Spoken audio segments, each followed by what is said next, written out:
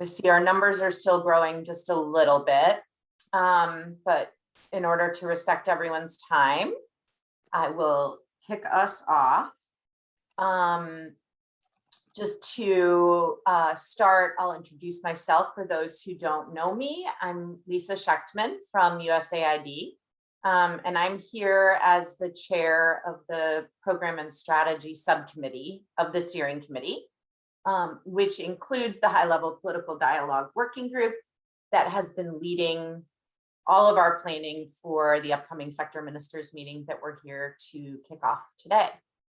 So we're really thrilled to see all of you. And I'm just going to take a quick minute to walk through the agenda.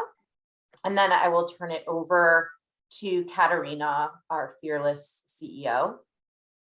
One more reminder before we really jump in to please select your interpretation channel at the bottom of your screen if you haven't already.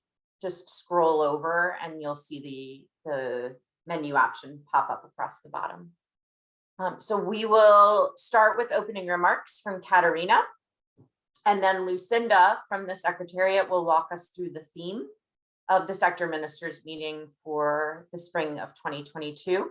And then we'll pause for Q&A, and you can use the chat feature or raise your hand for Q&A, and Lucinda, Angie, Marissa, and I will together make sure that we see all of your questions, and I'll moderate those for Katarina or Lucinda.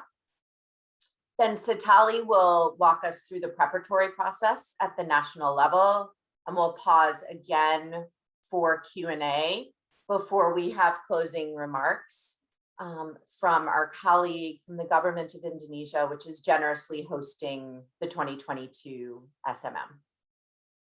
So with that, I will turn to Katarina to get us started. And thank you again, everyone, for joining.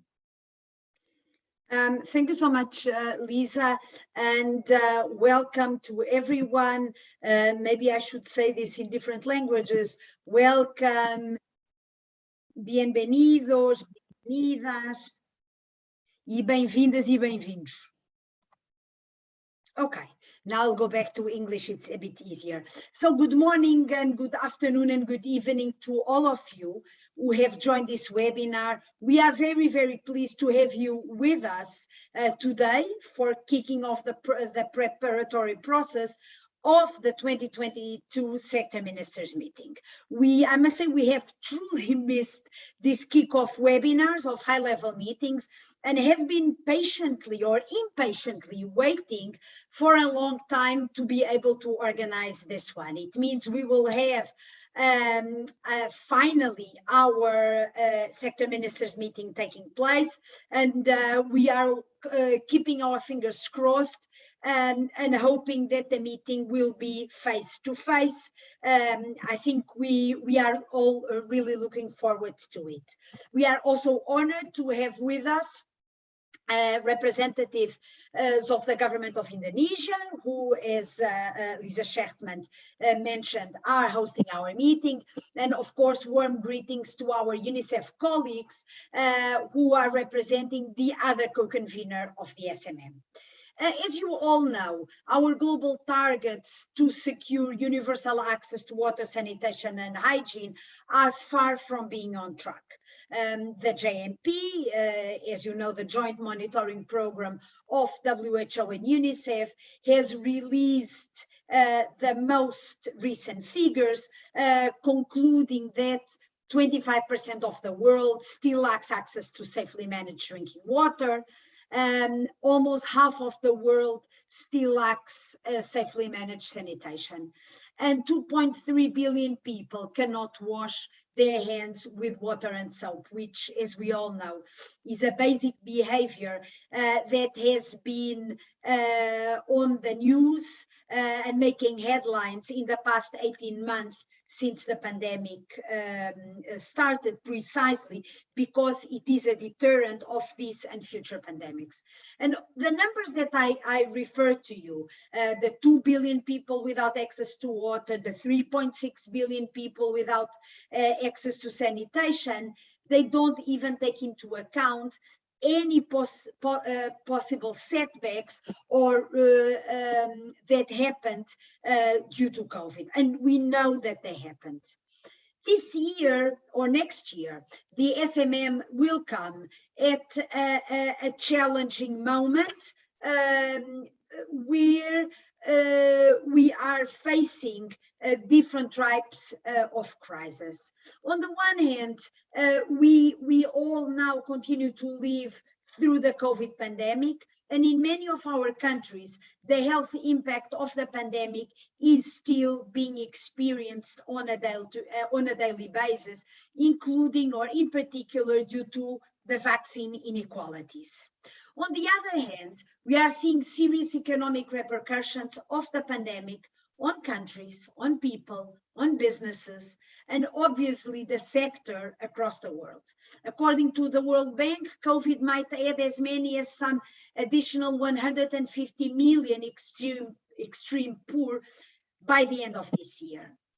And as if the health and the economic crisis were not enough, as we know, the Conference of the Parties, COP26, is taking place in less than 2 weeks. And obviously, this focuses our attention inevitably to the topic of climate change and to the measures that we must take in order to mitigate and adapt to the effects of climate change. Hence, in the discussions with our partners, there seemed to be a common objective among many of the decision makers we have been talking with, namely recovering from the health pandemic, recovering from the economic crisis, and doing so in a sustainable manner that respects the planet and addresses climate. So building better for recovery and resilience seems to be in everyone's minds and seems to keep decision makers awake at night. For SWA, the SMM is a critical opportunity to foster linkages between the water, sanitation, and hygiene sector, and other sectors, including climate, economy, and finance, as well as health. Our goal will always be to elevate the prioritization of water, sanitation, and hygiene at the national level. And to do this effectively, we need to reach out to other sectors and reach up to higher levels of power. And this is why in this meeting, we are not only bringing the ministers and heads of agencies and CEOs of companies and other stakeholders around the table, but also we are linking up with other sectors, including health and the environment, as well as finance or the economy, because we think we cannot address the water, sanitation, and hygiene problem in isolation. Bringing sector ministers together with ministers from other sectors will allow us to share country experiences, exchange knowledge, jointly review commitments and progress achieved, and also break still the many silos that exist. The SMM will be a moment to reflect on the global progress towards a more sustainable future and the role of water and sanitation as a critical contributor in this endeavor after COP22 or in the follow-up of COP22, but also as we prepare to the 2023 UN Midterm Conference for the Decade of Action on Water. And the SMM is an official event towards the UN conference. Dear partners, we know that facilitating these high-level discussions hold the potential to produce concrete results at country level. The SMM is only the tip of the iceberg. The majority of work starts today. And it is done before and after the global meeting. And for that, you can and should all play a key role. As focal points, you hold the keys for change and impact at country level. And let me very quickly give you some examples of the role some of you have played recently to change and to have impact at country level. For example, in Zimbabwe, we had unprecedented engagement in the lead up to the finance ministers meeting, during and after the finance ministers meeting, and the focal point played a key leadership role in mobilizing others, not only in the sector, but also in other ministries, including finance, as well as partners across other constituencies. The result was a multiplication of the budget allocated to water, sanitation and hygiene after the finance ministers meeting took place. For example, in Mali, the focal point has played a critical role in mobilizing partners, using an active ongoing sector coordination process to integrate the SMM prep process in national processes. For example, in Bangladesh, in Costa Rica and Pakistan, focal points played key leadership and mobilization roles, helping to identify and work with partners on sector diagnostics ahead and after the meeting.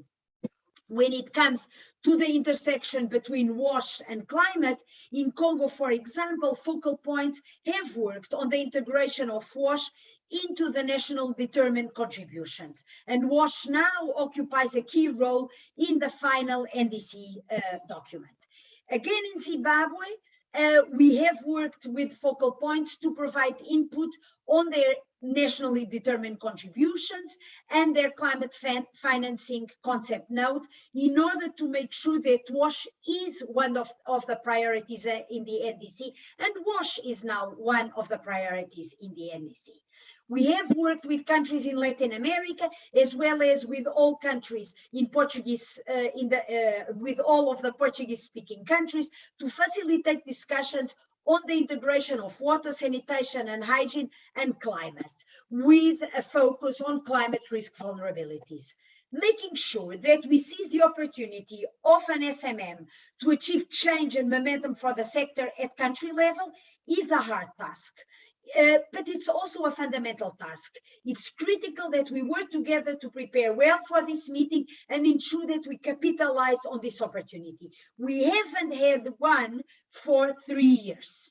We are looking forward to working with each one of you in the coming months to prepare for a successful SMM, which not only showcases the work that you have been undertaking, but also that paves the way for change. And I hope that after the SMM, we will be together again celebrating how much has changed, how much we have achieved at the national level in the areas of water, sanitation and hygiene, thanks to the work that you have all invested in your respective countries. Thank you so much for your attention.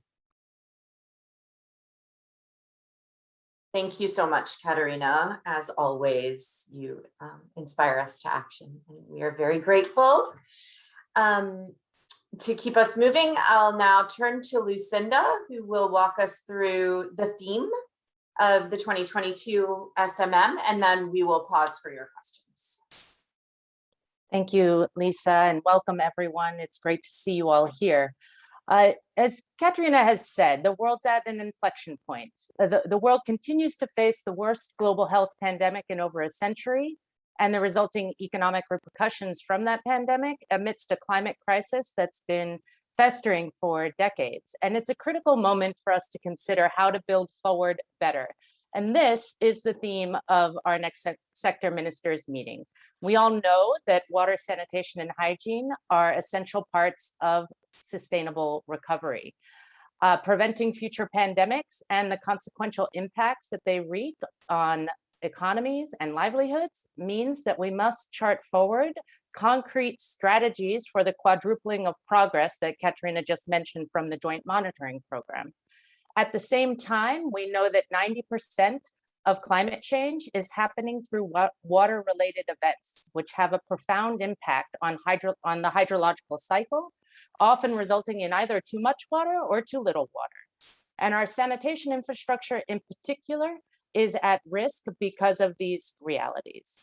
So in short, water, sanitation, and hygiene must be front and center if we're to effectively address the triple crises of climate, the economy, and pandemics. Although these three crises have distinct dimensions and perhaps could seem like a very broad focus for our upcoming meeting, we're persuaded that this approach carries value for our partnership. As we embark on the preparatory process, we anticipate that common threads will emerge in the analysis that you will be doing in the national context. These crises, health, economy, and climate, do not exist in vacuums, but are deeply intertwined and interrelated. And while the manifestations may be more prominent in the health space in one country and the economy in another, and yet another, maybe climate change is the big issue on your agenda, every country has been touched in one way or another by these realities. Building forward towards a more resilient future requires recognizing the interrelatedness of these global crises and designing holistic solutions that promote integrated approaches. Ensuring access to water, sanitation, and hygiene is a fundamental part of these solutions. The sector ministers meeting is our occasion to come together and share lessons learned through these crises, as well as ideas for building a more sustainable future. Next slide, please. So the objectives of the sector ministers meeting in 2022. We want to self-reflect as a sector and examine how we are stepping up to respond to the crises that are facing our world. What more can be done to review WASH-related policies and commitments in order to ensure that they are part of the road to recovery from the pandemic, supporting a strengthened economy and a greener future? We also want to identify successful approaches for alignment across sectoral policies. For instance, we can look at the commitments that SWA partners have made through the mutual accountability mechanism. And we can link these commitments to the commitments that countries are making at the forthcoming climate conference that Katrina mentioned in their nationally determined contributions. And Katrina has already signaled some of the ways that you, our partners, are already doing this work. We have opportunities to connect better across sectors for more powerful impact overall. This meeting is also part of our regular cycle of high-level meetings. Building from the finance ministers meeting we held virtually last year, where the issues of the pandemic, the economy, and climate change were all high on the agenda. The sector ministers meeting takes those discussions forward and will further provide the stepping stone towards the UN 2023 midterm review event. While also, these high-level events depend on continued action at country level, while also helping to sustain momentum towards global commitments, including those related to the Decade for Action, the SDGs, and more broadly, obligations to realize all human rights, including the rights to water and sanitation. I see that colleagues are signaling for you to use the chat for questions. And at this stage, I just want to take a moment to encourage you to also use the chat to let us know how these themes resonate for you in your national context. We'd love to hear from you on how these things are playing out for you in your everyday work. Next slide, please. I'm just going to go through a little bit of general information. Some of this has already been mentioned. The dates are the 18th and 19th of May, 2022. We'll be hosted. We're very grateful to be hosted by the Government of Indonesia, and we are very pleased to be co-convening again with our partner, UNICEF. Katerina mentioned we're very much aiming for an in-person event. We want to see everyone, and we think it's time to get together again. So we hope that we are going to be able to make that work out. Our intention in terms of the support from the Secretariat is to travel as many people as our budget allows. And we're also exploring modalities for cost sharing in order to be able to maximize participation at the meeting. So more details to come on that.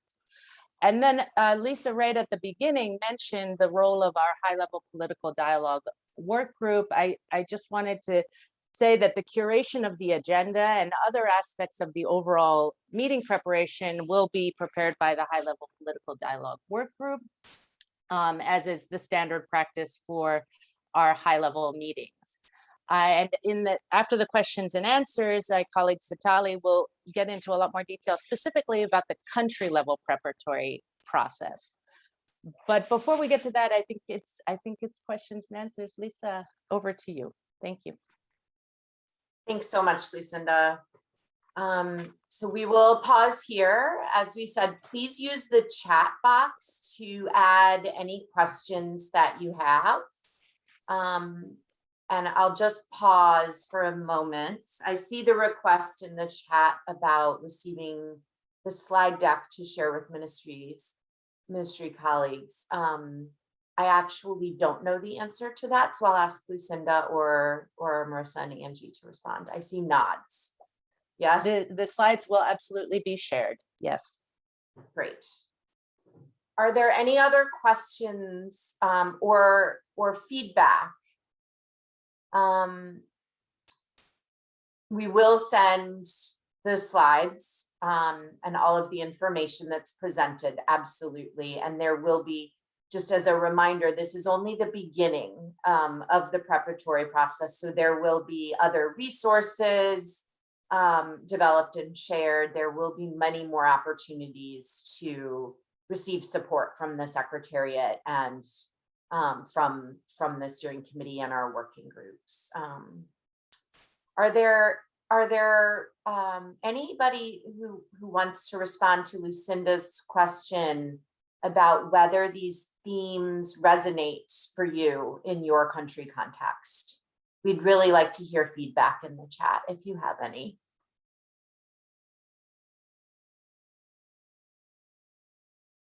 I will pause for a few seconds to let everybody gather thoughts and feedback and take the opportunity to put any of it in the chat.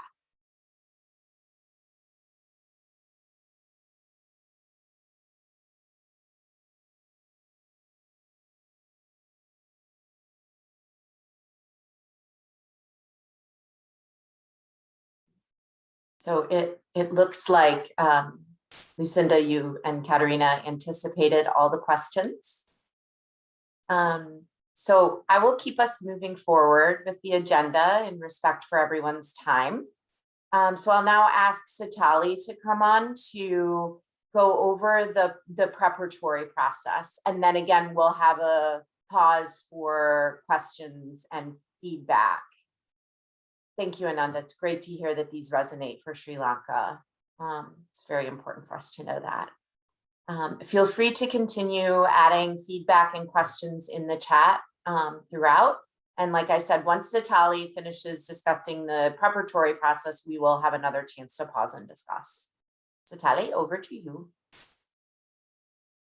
Great, and thank you so much, Lisa. Good morning, good afternoon, and good evening, depending on where you're joining us from. We're really glad to present the preparatory process for the 2022 Sector Ministers Meeting. As you all know, we've always had a robust preparatory process because we realize that most of the action and the analysis and the understanding of what priorities or commitments should be taken really takes place in the preparatory process. Through this process, we also prepare the ministers. We have the information that the ministers need so that when they engage with their peers, they're able to do so from an informed position. But more importantly, this process helps our partners and also ministers to have the right evidence and experiences and also know what else they want to learn from their peers and colleagues right at the meeting itself. So it helps us to also strengthen the agenda for the meeting. Could we have the next slide? Okay, so the preparatory process is the activities around this meeting can actually be grouped in 3 phases. So we've got the preparatory process, which is the set of activities going up to the meeting, and then we have the meeting itself, and then we've got the follow-up. So we just don't engage with the ministers right when they get to the meeting, but we engage with them before, during, and after. Now, this meeting, as Lucinda has said, and Katerina also said, we'll obviously focus on solutions to the triple crisis, the climate and also the economic and health challenges, which have been precipitated by the COVID crisis. So we're looking to identify the contributions that water, sanitation, and hygiene are making to the climate response. But in addition to that, we're also looking to identify the value add and the contributions that the sector is also making to the economic and health recovery, and be able to amplify those messages and consequently raise the priority of water and sanitation on the national agenda. So we will use, or rather partners are encouraged to use multi-stakeholder discussions at country level to ensure that ministers are briefed and that they're ready to work on joint initiatives. As you know, SWA focuses a lot on multi-stakeholder engagement because we realize that to achieve the SDGs, we will require the actions of every actor, civil society, private sector, research and learning, utilities and regulators, external support agencies, government, everybody. So it's really crucial that we use the multi-stakeholder processes at country level. And as an action point, I would already start to ask you to think of the national processes that exist in your country. Are there sector coordination meetings that have been planned before the end of this year?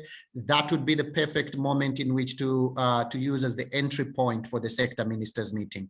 Is there a joint sector review that you're planning before the end of this year or early next year? Put that down. That could be a very good entry point. It could be a working group meeting that has been planned. That could also be a very good starting point. We'll talk about this slightly later on. Could we have the next slide? So in terms of objectives of the preparatory process, there are 4 objectives that we're hoping to achieve in this preparatory process. Number 1 is that we should demonstrate and highlight the economic opportunities that water, sanitation, and hygiene offers, the economic opportunities and benefits. So we would like the language to be a positive language, a language that identifies, yes, we've got 3 crises at hand, and at the same time, water, sanitation, and hygiene offer some unique opportunities to address some of these crises, but also to insulate the sector from some of the expected challenges. This is not to say that water and sanitation provides the silver bullet, but we do realize that it provides some immense opportunities to respond to the economic crisis, and that so far these are not as, they're undertapped.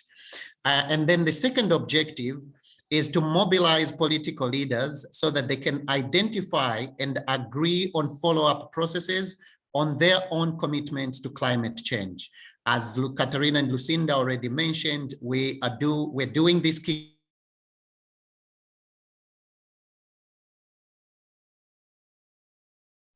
And we seem to have lost Satali. I'm sorry about, I think I've lost it. Satali, we can hear you. Your video is frozen. Lisa, can you hear me? Yes, yes, your video is frozen, but we can hear you. Yes. Okay, so I'm on a backup gadget, and when the other one comes back on, I'll put the video on. Wonderful. So I was talking about the second objective, which is great. So the second objective is about mobilizing political leaders so that they can identify and agree on follow-up processes related to their commitment on climate action. As we're doing this kickoff in the shadows of COP26, we would like to make sure that we build in a clear process to be able to follow up on some of those nationally determined contributions, and also in the national adaptation plans. And then the third objective is to develop and strengthen partnerships that support ministers responsible for climate, economy, WASH, and health to work together.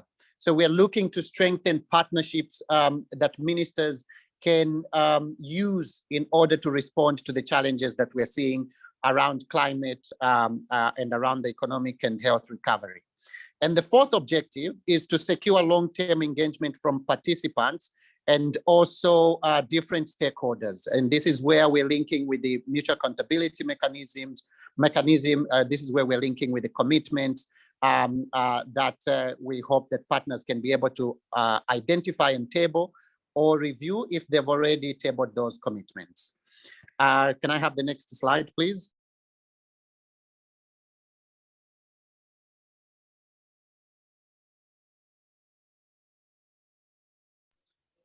Thank you so much. So in terms of the outcomes of the meeting, of the preparatory process, We would like to see outcomes in 3 areas, that ministers understand the contribution of the WASH sector to climate mitigation and adaptation. So basically, what is WASH contributing to the climate action? And also, how can the water and sanitation sector improve its integration with the climate change? And then we're also looking at contributions that the water and sanitation sector we also have on economic and health recovery, and that once we identify these contributions, that they can be prioritized and taken forward as clear commitments and action. We're also looking to have ministers identify initiatives that can showcase progress and agree areas for joint work, including areas where they can commit to improve systems and strengthen service delivery. The last outcome is for sector stakeholders to agree steps that they will take, again, to achieve their climate commitments and also to focus on economic and health recovery. So here there are specific outcomes that we're looking for the ministers to have, and also outcomes that each partner can also have in view of the actions that they can take to contribute in the mutual accountability mechanism. Could we have the next slide?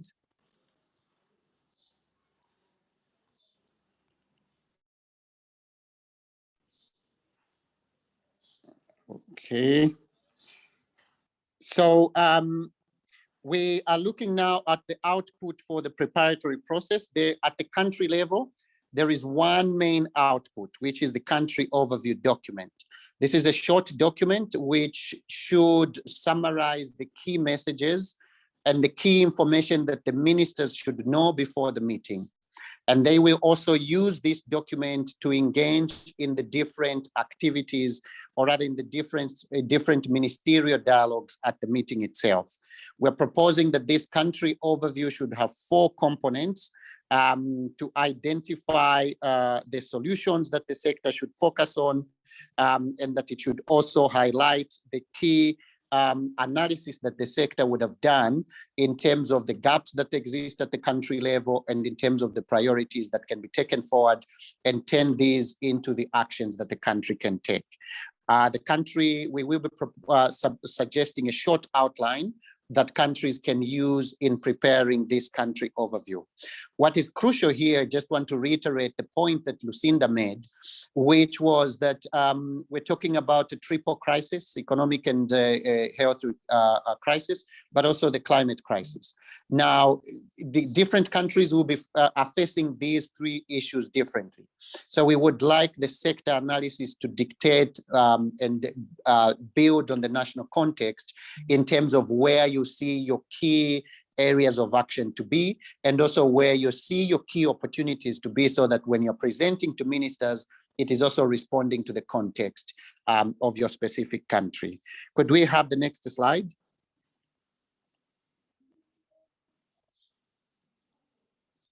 Okay, thank you. So in terms of activities, we are proposing a series of activities that can take place at country level.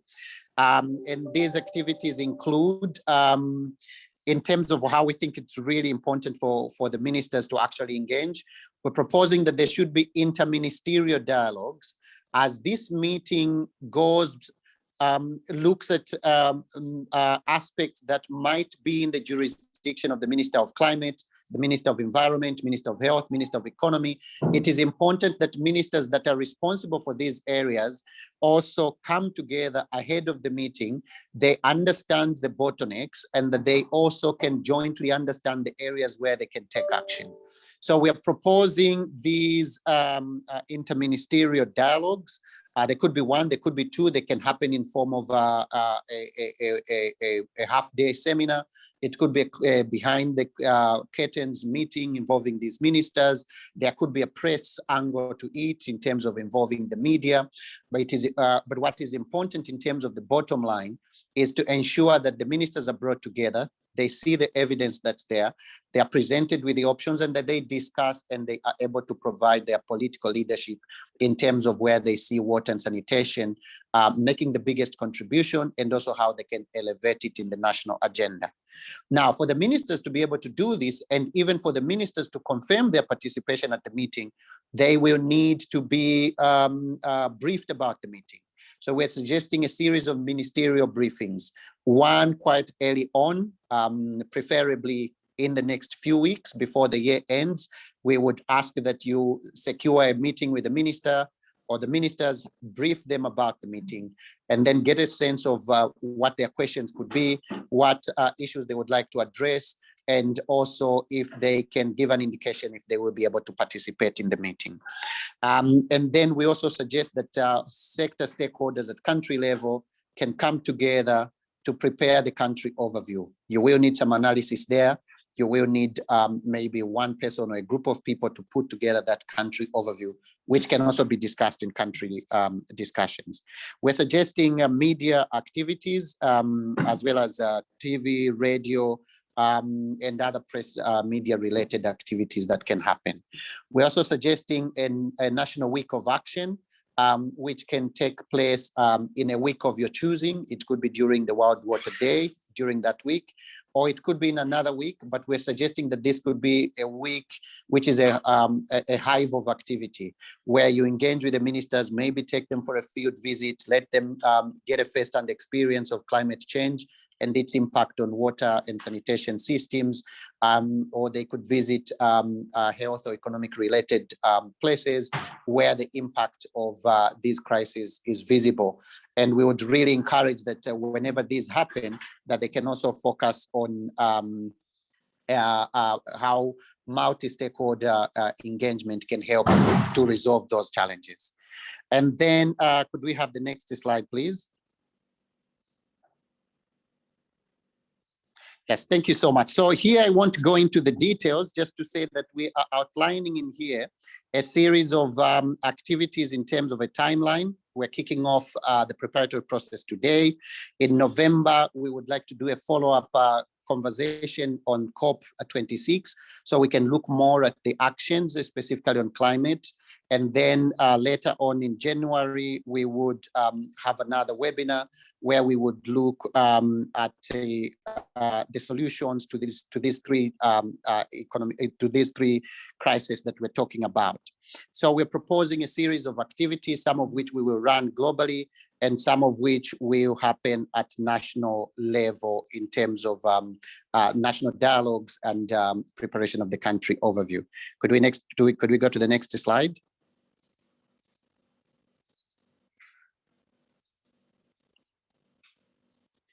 Okay, so what happens next?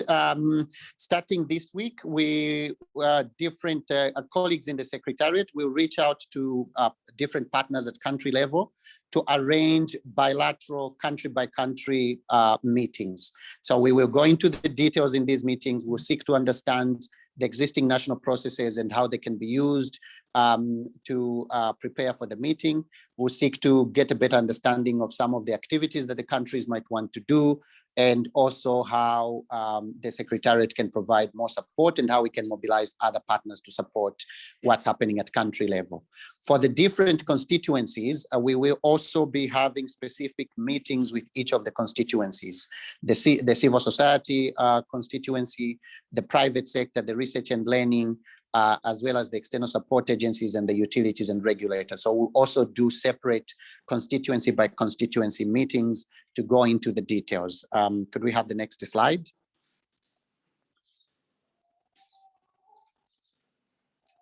Okay, so that was the last slide. We're happy to take questions. I think just to highlight that what is crucial in this process is that the government at country level should lead the preparatory process.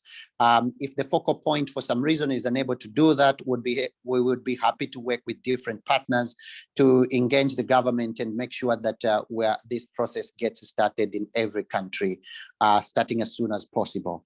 And then we would also be looking forward to see the specific sort of country timelines of what the plan is and when the outputs of this process will be expected to be seen.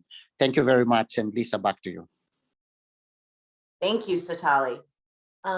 Just a reminder, I misspoke at the beginning when I said we may be able to take questions by raising your hand. I've been corrected.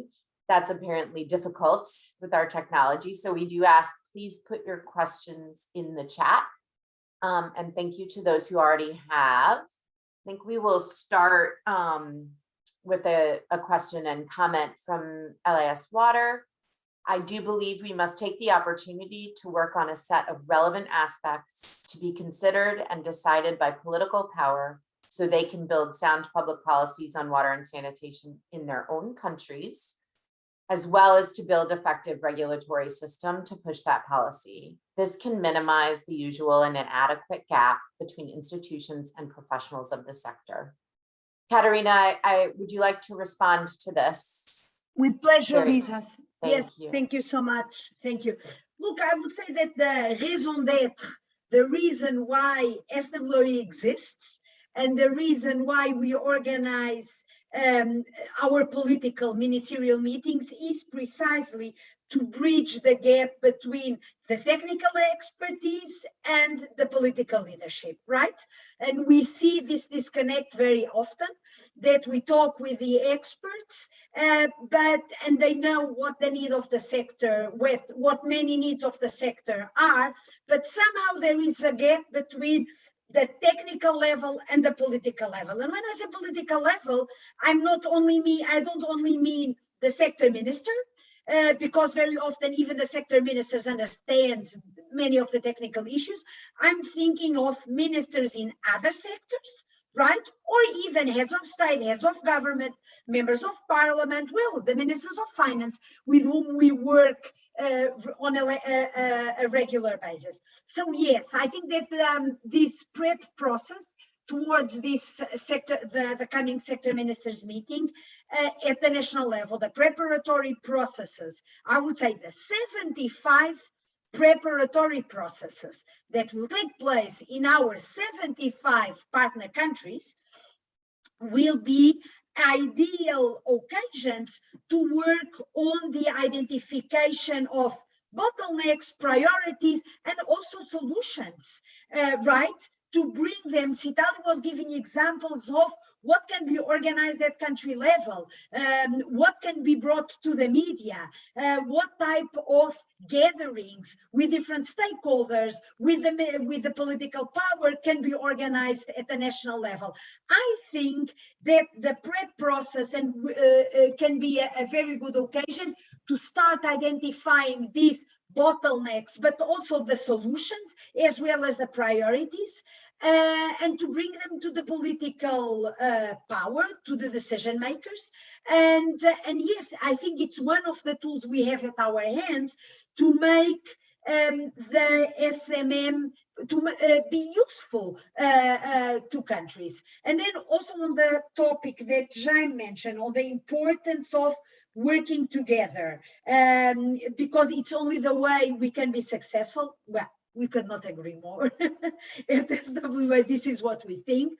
And we think that we must work together with other stakeholders, and that's why we encourage the prep process for this meeting, among other things, to be multi-stakeholder, the government with the other actors at country level, be it development agencies, be it UN agencies, development banks, the private sector, civil society, academic institutions, etc., regulators and utilities, come together around the table, work together in identifying problems, priorities, and solutions, bring them to the political power, and use the SMM as a hook. And then also work together with other sectors, because we cannot do everything by ourselves in our silo. We need to reach out to other sectors. We are pushing for that through this meeting by bringing together ministers responsible for health, ministers responsible for the economy or the environment, etc. And this is the only way we make sure that the other sectors also understand the importance of water, sanitation, and hygiene. And this is the only way to making sure that we all row in the same direction. Over. Thank you, Katarina. Citali, I'd like to turn to you for a few of the questions in the chat. In addition to giving you a moment to respond to anything else you'd like to add to Katarina's question, Katarina's excellent points there. Aurel has put a comment in the chat that the main challenges are ministries' accountability toward donors who still stick to their own outcomes for what they funded.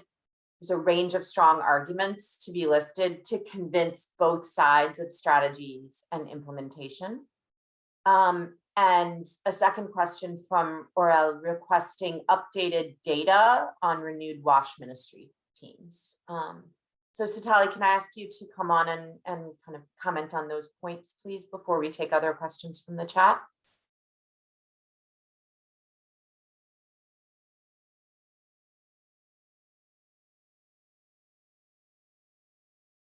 Is Satali still with us? I actually don't see him in the participants right now. He's having having technical difficulties. Okay. Lisa, I'm happy to step in if you want. I'm sorry, Lisa. It's okay. It's our virtual world. Three ways to get into the internet, and I'm sorry about that. It's okay. Did you hear the questions I asked? No, all I heard was he's having technical difficulties. That was okay. Perfect timing. So I was starting with two questions in the chat from Aurel. The first is about ministries being challenged by donor requirements who still kind of are sticking to their own outcomes, and what, the range of strong arguments that can be used to convince both donors and ministries on strategy and implementation. And then there was a second question about updated data on renewed WASH ministry teams. So those are the two questions from Aurel in the chat that I was starting you off with. Great. Thank you so much. So what we've been trying to put together are the types of tools or data sources that could help both in the process of having a good dialogue and also in terms of the actual content of the conversation. So the good thing is that this year we already started to have working sessions on climate. And we've done these with more than 10 countries where specific analysis have happened to look at what can that country put forward in terms of commitments or contributions in the NDC. So we've got a discussion guide that is also helpful in that regard. And we also have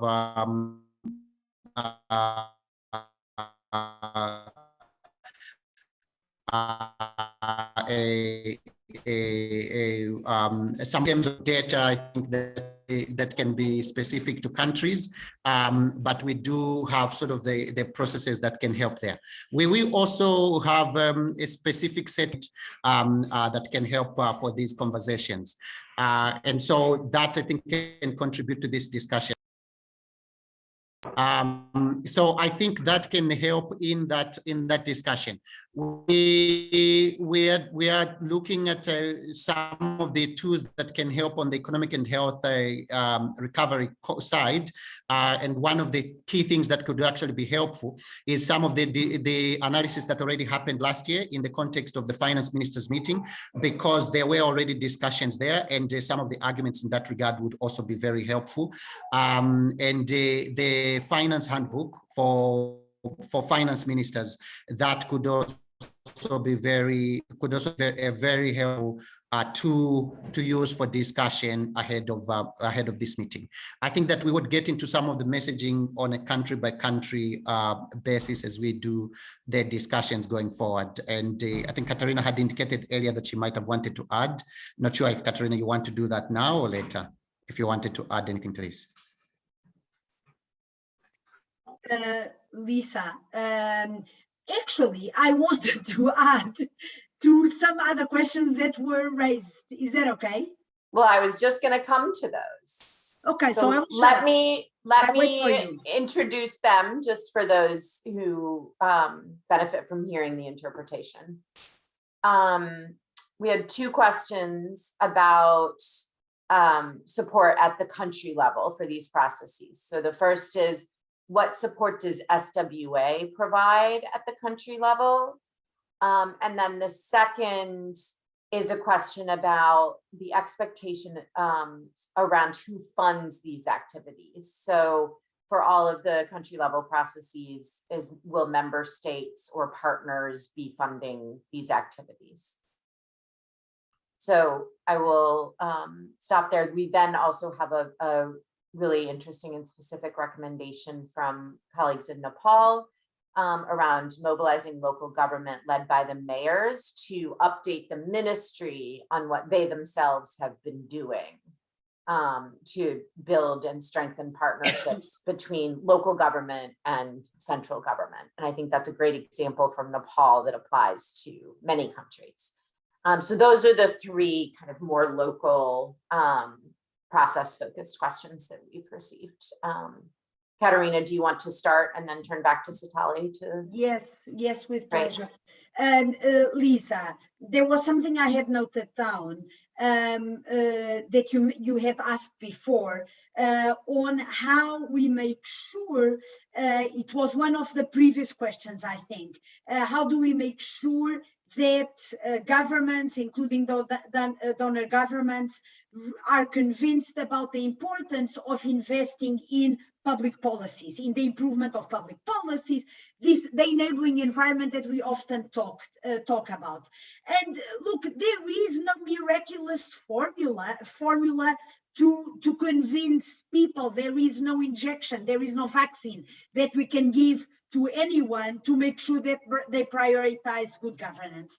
And it is very true that the good governance aspects are very often a bit hidden, less tangible than a pipe or a latrine or a water well, right? So it's harder to convince politicians and also donors, for that matter, of the importance of prioritizing investments in the enabling environment, in making sure that there are sound public policies, sound legislation, sound institutions, a good regulatory framework, good human resources, and also accountability mechanisms in the country, as well as obviously budgets, good finance to make the sector thrive.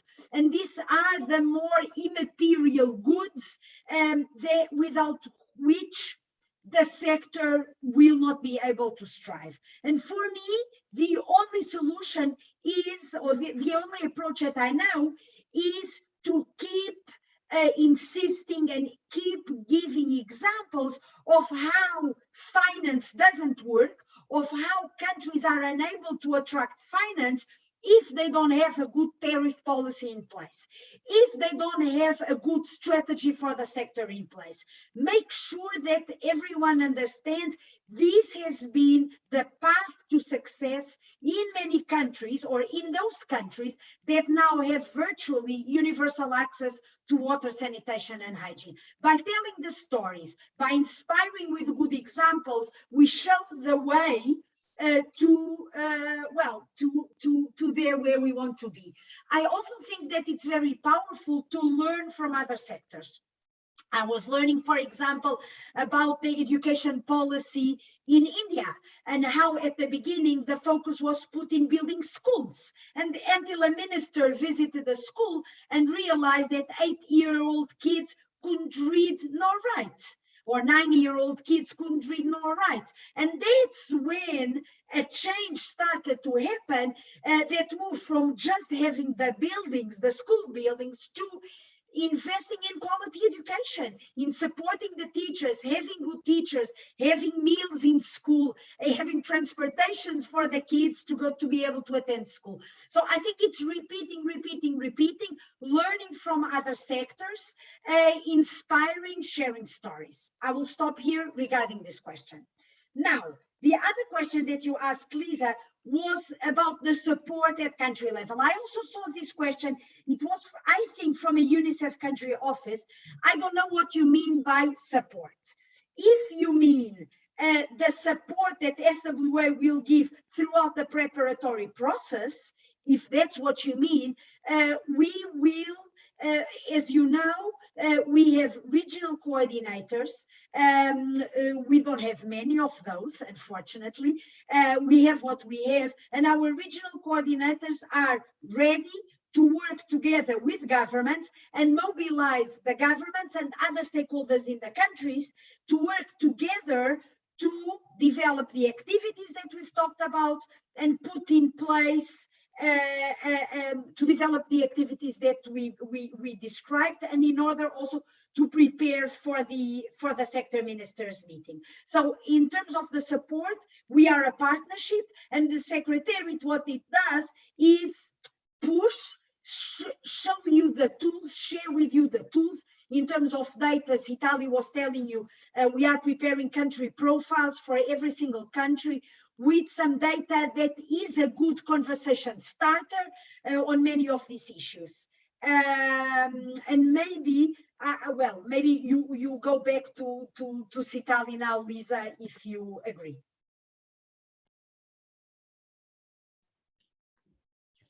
Great. Yep. Thank you. So yes, as Katerina was saying, just to build on that, I think she's laid a really good foundation there in terms of some of the joint support that we anticipate from partners. So the expectation, and this question also came up in the morning, which was just in addition to the analytical, technical, and the support to organize and bring partners together, would there be anything else in terms of financial support? What we're encouraging and what we're really looking for is a way to also cost share some of these responsibilities. So partners in different countries in these initial country by country discussions, we're looking to see which are the partners that might be willing to support the preparation of the country overview. Technically, that is, they may also be willing to support the mobilization of the minister into a ministerial discussion at country level. So we are hoping that partners can pool their resources together and be able to do this together as a team of partners at country level. From our side, we already, as I indicated earlier, we have this capacity on the climate change side, and we're also working with other partners to see how we can support the economic and health recovery component. And then we'll have a help desk for each region, the people that might be able to take a phone call or be able to respond to questions. Also on communications, there are a number of suggestions and also support mechanisms that can be provided. The Secretariat will provide a toolkit with key messages, a press release templates, videos, and social media materials. The Secretariat is also looking to see if they could support some of the advocacy activities, and then also help do some regional level media relations campaign, and also engaging with social media diagnosis and advice from an expert perspective.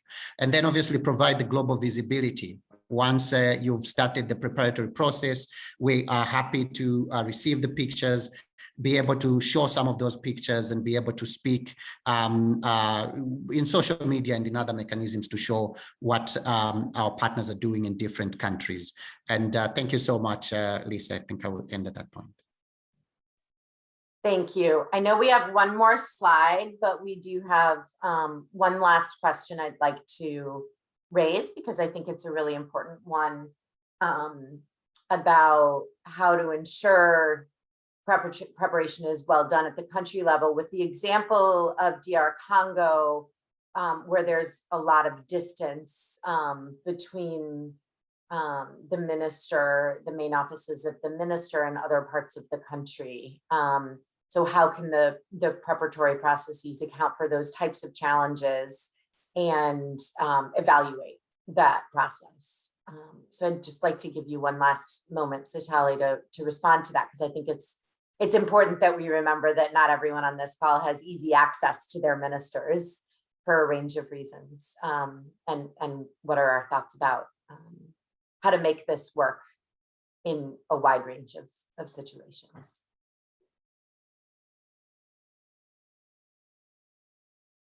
Okay, thank you so much. So I spoke already about some of these comms related support, and I just wanted to show this slide quickly, my colleague would just bring it up.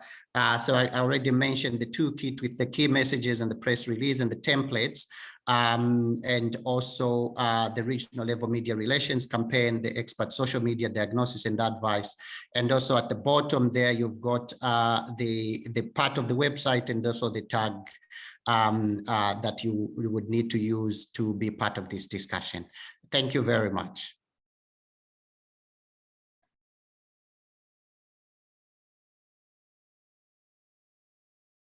Great.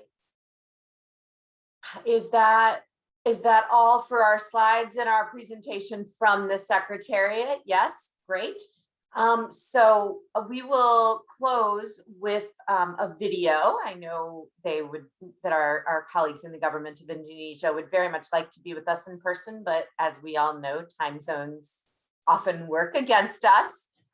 So we will just have a closing remarks via video from the Director of Urban Housing and Settlement and the Ministry of Development and Planning of Indonesia, which, as we've said a couple of times, is very generously partnering with SWA to host this sector ministers meeting.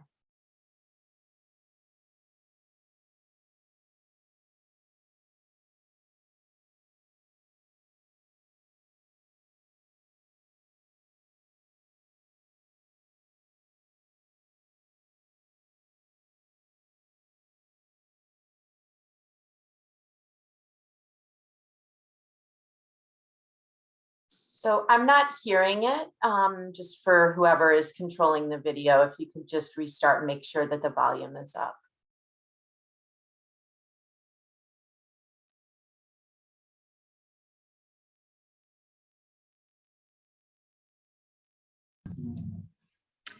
So again, on this wonderful occasion, I would like to express my appreciation to SWA for your excellent moderation of this webinar today, the kickoff of the preparatory process for 2022 SWA Sector Ministerial Meeting. Finally, we have the kickoff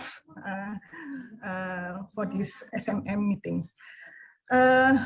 My name, maybe some of you may not know me, my name is Tridewi Virgianti, or Ibu Virgi here, how they call me, the Director for Housing Settlement of the Ministry of National Development Planning, or Bappenas of Republic of Indonesia. So thank you for SWA that has given me the opportunity to meet you all, although it's through this channel, a Zoom meeting online, to deliver the closing remark of this webinar. I'm happy to be here with you all. In the spirit of and the commitment, our commitment to achieve SDG goals, I'm delighted to announce, it's also announced by SWA, that the Government of Indonesia will host the next sector ministerial meetings of SWA, which will be held in the third week of May 2022. SWA and Indonesia has planned to convene the event in Bali. If nothing changes, hopefully nothing changes so much, the SMM will be held in Bali, Indonesia. So I hope you are all excited to come here.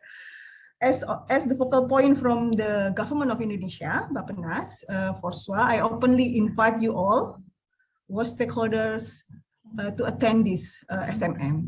The event will be an opportunity, not only for Indonesia, but also for other countries, to have a high-level advocacy and discussion between ministers responsible for WAS, as well as ministers that is related to the theme of this SMM meeting. Of course, to push forward WAS agenda, to push forward WAS target, especially universal access for all. We also believe that through SMM, all participants can share and learn from each other's experience and renew and strengthen the commitment towards the provision of water and sanitation for all. Indonesia commits to hosting a program that hopefully will inspire and renew our collective commitments to reaching the SDG for water and sanitation. On this occasion as well, I will also want to restate our objective. I also want to highlight our involvement in SWA, where we can also hope have a benefit and gain a better support on a high-level advocacy, especially at the top level of government, like the president, ministers, not just Minister of the Sectoral Minister, but especially Minister of Finance and other WAS-related ministers. Distinguished guests, ladies, participants, all participants, water and sanitation and hygiene, or WAS, is one of our top priority on this current 5-year medium-term development plan, which have closely aligned with SDG Goal 6 targets for WAS. However, we cannot achieve the SDG without convergent efforts among different stakeholders, locally, nationally, as well as globally. And especially without high-level commitment and real action, it will be impossible as well to achieve this target. We realize that the implementation of SMM in Indonesia will provide strategic momentum to strengthen our political will and support for the national movement toward open defecation-free, safely managed drinking water and sanitation and hygiene. We really hope that the SMM meeting will be an event where our top-level decision makers will strengthen their commitment to implement WAS initiatives. One of the initiatives that we plan to be launched in SMM, it's a national program, is WAS microfinance for low-income household. It's currently being developed by the Ministry of Finance together with all other stakeholders.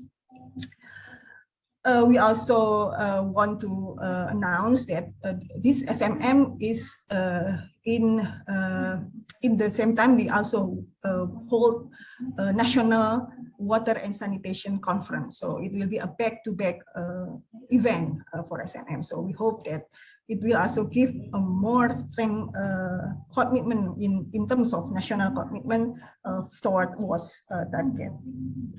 There, in organizing as well with UNICEF as well for all their hard work in organizing this meeting, including technical discussion we had with the SWA Secretariat, UNICEF, and our team to prepare for the SMM. I wish you all the very best for this kickoff and also the preparatory process later on, and hopefully we will warmly welcome you all all of you to our wonderful Indonesia next year. Thank you.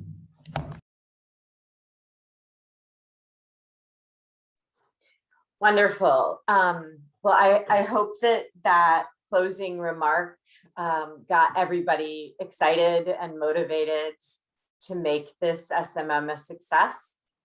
We will close out with a reminder that the Secretariat will be sharing the slides from today so that you can then share them around with your ministries and your other partners in country. And there will be more tools and resources coming. So this is only the launch of the 2022 process. You see on the screen the main focal points for all of us to use, depending on which constituency and which region we are in and are representing. And these people will be able to provide you with all kinds of support to initiate the preparatory processes in your own country. So thank you so much for joining. Please let us all know if you need support as you begin the work. And I'll just check with Katerina to see if she wants to say anything in closing as well. Thank you so much, Lisa. Now I just want to thank everyone for being here. And we are really excited about starting this process. And we really want the prep process towards the meeting and the meeting itself to be the best ever we ever had. I think the world needs it, the sector needs it, we need it. Thank you so much. Thank you. And just to note before you all leave the webinar, there are links in the chat box to some of the support materials already. So please don't leave before you click on the links in the language that you need so that you don't lose the resources. Thank you very much, everyone. Have a wonderful afternoon and evening. And we look forward to working together with all of you. Take care. Thank you, everyone. Thank you, Lisa. Thank you. Thank you, Lisa. Goodbye.